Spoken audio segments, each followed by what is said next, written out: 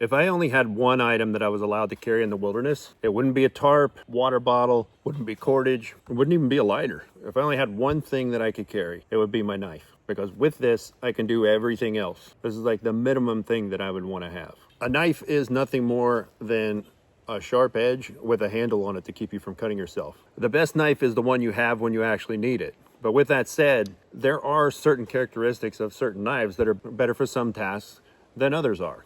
There's no question about that. So what I hope to do in this is sort through all the thousands and thousands of different knife designs out there and settle on a knife that's going to be suitable for your needs in the wilderness. So let's take a look at some of those. For your primary knife in the wilderness, let's think about fixed blades versus folders. In my opinion, a folding knife should not be your primary knife in the forest. Folders are perfectly fine as a backup. You can do a lot with these if this is all you had. But this is not the same as a good fixed blade belt knife. That's why I recommend everyone carry a fixed blade belt knife and then back that up with a folder if you want to carry one of these. Okay, what about the tang? All right, full tang. The tang of the knife is where the blade basically extends back through the handle. This is an example of a full tang knife. There's also a partial tang knife where this doesn't come all the way back into the handle. So you've got kind of the handle and knife.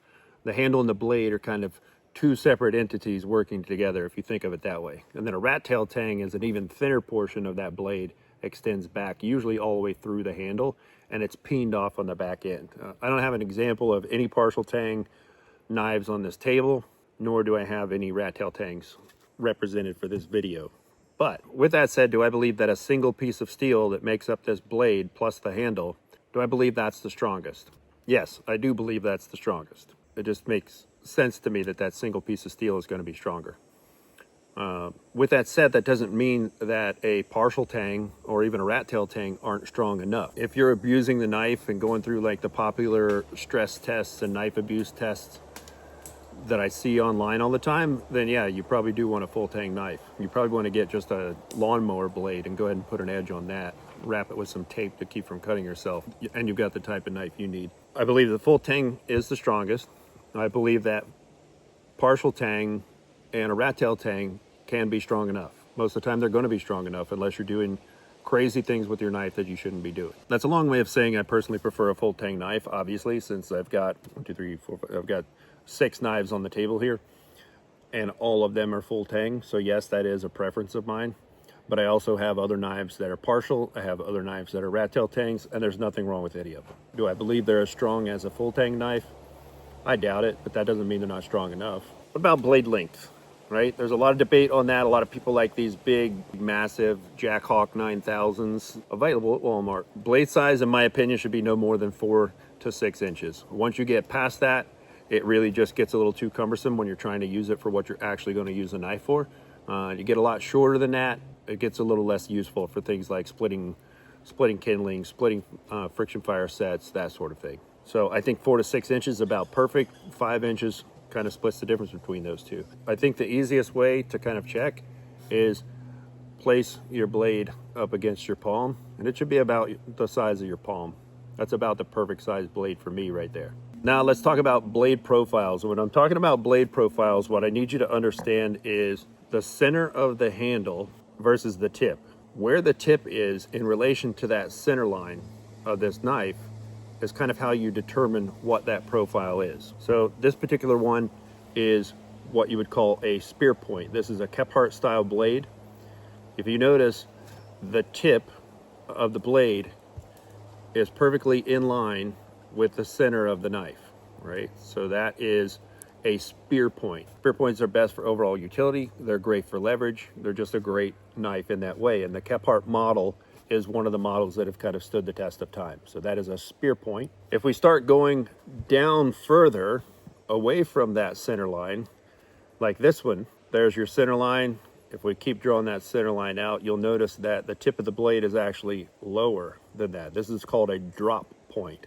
A drop point, as you might suspect, has even more leverage than the spear point.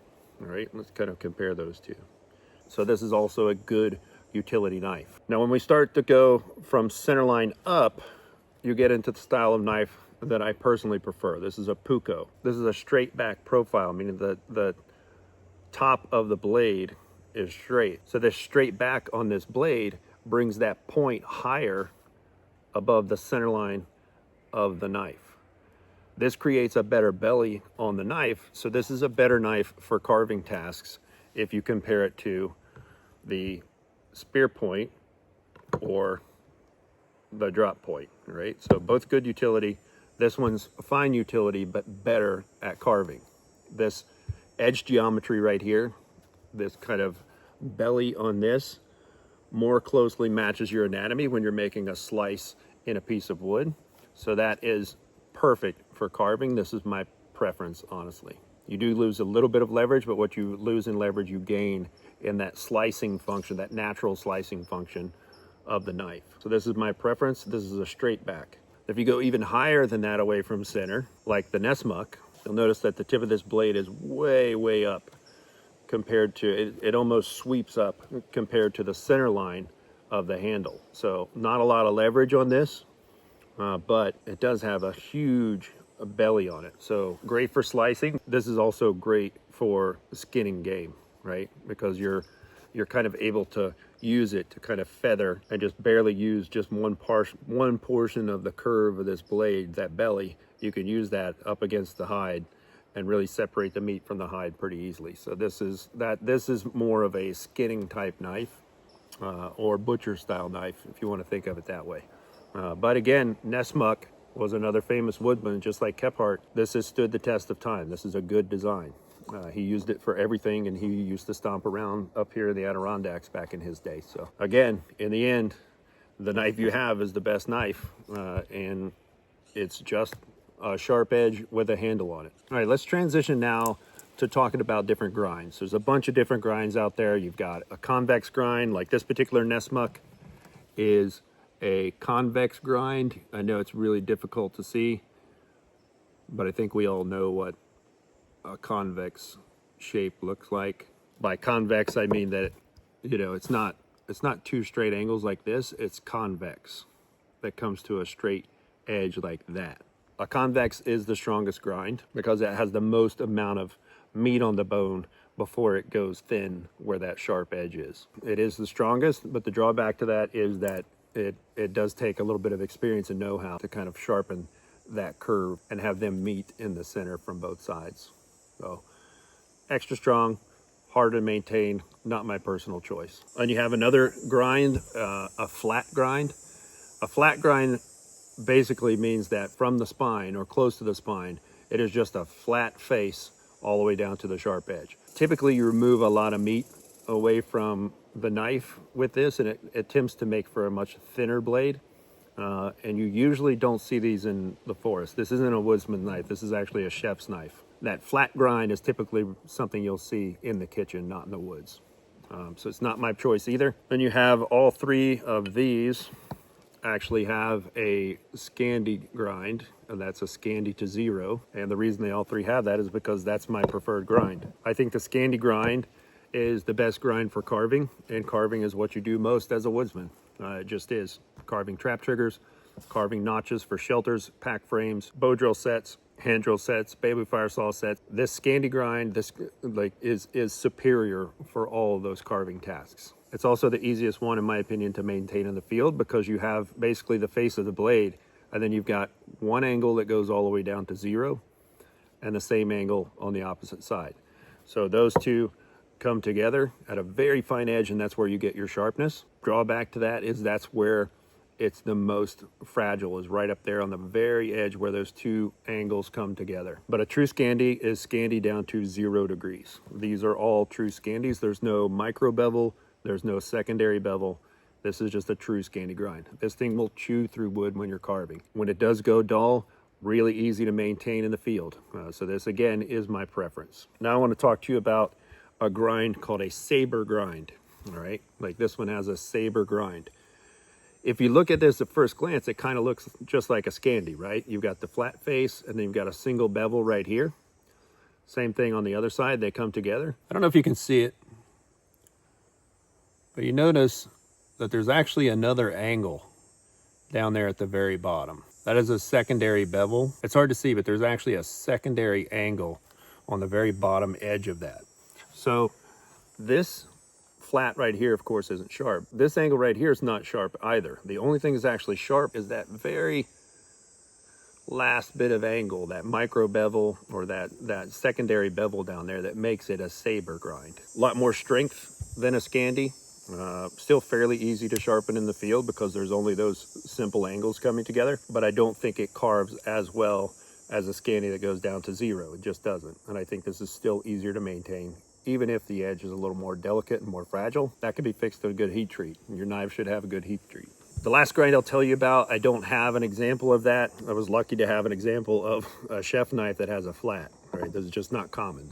This last one is even less common, and that is a hollow grind. The only thing that I have personally that has a hollow grind on it is my straight razor. It's kind of this way. It's a concave on both sides. Really good for straight razors. Not great, not strong, really not great for the field. Let's talk quickly about knife steels. Basically, we've got two choices. We've got a high carbon steel or a stainless steel. And I think that's a poor way of referencing it because technically the stainless steel also has a high carbon content. For the purpose of this video, I'm going to talk to you about, naked high carbon steel versus stainless steel. But just understand that they both have a high carbon content. All the knives that I have here on the table are a high carbon steel with the exception of this one. This one's an N690 steel. This is considered a super steel, a Bowler N690. This is a stainless steel. All of these knives will work to throw sparks off of a ferrocerium rod. That's a common misconception I hear out there is you have to have a high carbon steel blade to throw sparks with a ferro rod. That's incorrect, right? That's a myth.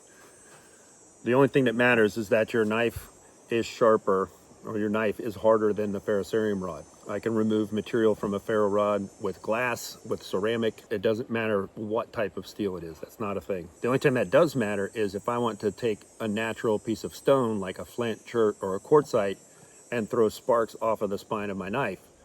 Then it has to be a high carbon steel knife because that's a rapid oxidation reaction, right? I'm rapidly exposing small bits of pyrophoric metal, in that case the high carbon steel, rapidly exposing that to oxygen.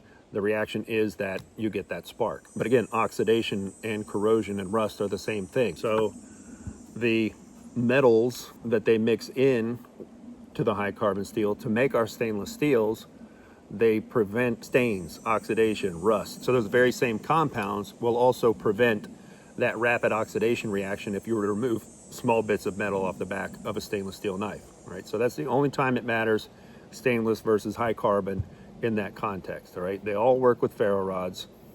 The high carbon steel is what works with natural stone to throw sparks as like an improvised flint and steel kit. So what are the pros and cons? All right, obviously this prevents corrosion a little better than a carbon steel knife does. All right, so this is a little less maintenance. This is definitely something if you store your knife and don't maintain it or use it a lot, or if you live in an area with like a high salt content in the air, like around the beach or around the coast, then stainless might be the way to go. The other advantage to stainless is that once it has an edge on there, it maintains its edge a lot longer. The disadvantage is because it's a little bit harder steels typically, it's much harder to sharpen than a high carbon steel. High carbon steel, more susceptible to corrosion, but if you regularly maintain these, regularly use these, and keep them oiled up, they're gonna be fine, all right? These are much easier to sharpen, much easier to maintain in my opinion. If you don't maintain your knives often, stainless. If you maintain your knives often, go for high carbon. Just easier to sharpen in the field. It does hold an edge just fine, and when it loses it, it's way easier to sharpen yourself. One last thing that I'd like to say kind of about the edge geometry. On the back of a knife, sometimes up here, you'll find what's called jimping. It's like a grooves that are cut up in here. That's designed to give you, kind of a little more positive grip on it, so your finger doesn't slip. That's typically reserved for something like a hunting knife. If you're working inside of a cavity and it's bloody, your hands are getting wet, like you want a grippy knife that you can hold on to, and the jimping does come in handy for that. But as far as bushcraft, that jimping is just gonna get uncomfortable. It's gonna interfere with you using it at the point of leverage on a ferro rod. There's no need for a knife that has jimping for bushcraft or survival, in my opinion. The other thing I'll say is stay away from serrations. Serrations are only useful for cutting rope. All right, and I guarantee you that this will also cut rope with a straight edge. There's no reason to have serrations on a bushcraft or survival knife. All right, let's talk about handles. Handles should feel comfortable because as you're using this, you know, you can, if it has any pressure points, especially as you're using it for a long period of time, those pressure points will become hot spots, will become little blisters, even become little sores on your hands. Just not comfortable to use. Do you need a finger guard or even this recess here? A lot of people don't feel comfortable with the Puko style knife because you notice that the sharp edge comes all the way back to the handle, right? And there's no finger guard, there's nothing to keep you from sliding up on that sharp edge, except proper knife use, right? There's nothing that I need to do in the forest, in bushcraft, that requires me to push this knife, right? I'm never pushing forward on this. I'm always slicing with it, or cutting with it, or cutting this way, right? So I don't need anything to keep me from going forward on the blade because I'm never pushing forward on this type of knife, okay? A combat knife, yes. You know, a combat knife needs kind of that finger knife. So even on a hunting knife, sometimes I don't mind it because again, your hands are slippery and I'm in there and maybe I'm pushing to cut through some ribs or something. You know, this does have a chance of me pushing. This is the GB2 Jaeger Puko hunting knife that I designed. That's why it has this. So it gives you a little more positive grip when you're working with wet, bloody hands up inside a cavity. Sometimes I do need to push, all right? So I do want to have a little more, you know, a little more of a buffer there before I get up to the sharp edge. For a bushcraft knife where all I'm doing is slicing, no, I don't need that. That's why I still prefer the Puko. But there's nothing wrong if you want to have one. If you're more comfortable with a handle that you can kind of rest right there and it's got a little protection, sure, that's fine. But a Puko style knife is a knife that's graduated too. This is a Finnish style knife from Finland. Children actually use knives with finger guards and they graduate to their Puko. They no longer need the finger guard because they developed good knife skills. Something to think about, personal preference, but honestly, like there's nothing unsafe about a Puko. It's lack of knife skills that make this unsafe. I personally prefer a symmetrical shape to the handles because I use it in different grips. So I want this knife to feel the same whether I'm using it in a forward grip, a reverse grip, a side grip. If I'm cutting with it down like this, I want it to always feel the same no matter which way I grab it. Like, so I prefer symmetry in my handles. Another reason that I don't like any sort of finger guard on most of my knives. This doesn't feel the same as I use it in different grips. What about lanyard holes? Most of the ones, actually every one that I have up here on the table does have a lanyard hole. A lanyard holes really, you know, on a bigger knife like a machete, yeah, you know, those are great. But they do give you a little extra security in your grip, and that's fine. I typically don't use one. Again, just because I'm not forcing my knife through anything like that. Like on a machete, something that I'm swinging that has the chance of flying out of my hand, I do like to have a lanyard for everyone else's safety. But as far as a bushcraft knife, I don't care if it has a lanyard or not. My particular design, the GB2 Puko, does not have a lanyard. The other thing that a lanyard hole is good for, like this particular lanyard is short. I'm never going to get my hand in there. This is not for security in the grip. This is because it sits in a very deep sheath because of the handle profile. It sits in deep in the sheath. So I want to be able to retrieve it out of the sheath by pulling up a little bit so I can get a secure grip on it before I pull it out of the sheath. So they have their place. Is it necessary? Not on every knife, no. The last thing I want to talk to you about is the sheath. This particular one used to have a dangler. I don't like danglers. I just don't like the way they flop around on my belt. So I take those off and just kind of secure the ring down below. Main thing with the sheath is it needs to protect the blade when it's not in use, and it needs to hold the knife securely in place, all right? And I'll do a different video on how to wet form the sheath to your knife, but I like to wet form my leather sheaths. I prefer leather over Kydex. Kydex is fine. I just prefer the traditional look and feel of leather. Main thing I'll tell you about that is it just needs to keep positive control of your knife and protect the edge when it's not in use. As you might have guessed, my personal preference is a Puko style blade, which is the straight back. I like a full Scandi grind. I like high carbon steel over stainless. I like a symmetrical shaped handle, and I prefer leather sheaths. This is my personal preference in a great bushcraft and survival knife. And with that said, there's no difference between survival and a bushcraft knife. It's just a matter of, are you out there in the woods enjoying yourself, or you're out there in those same woods where you used to be enjoying yourselves and now you're in an emergency situation. There is no difference. It's a sharp edge with a handle on it. Some characteristics on a knife, again, are better than others. So if you choose the right one, this knife, along with your knife skills, becomes an extension of you, and it'll do anything you want it to do in the forest. Hope to see you in the woods.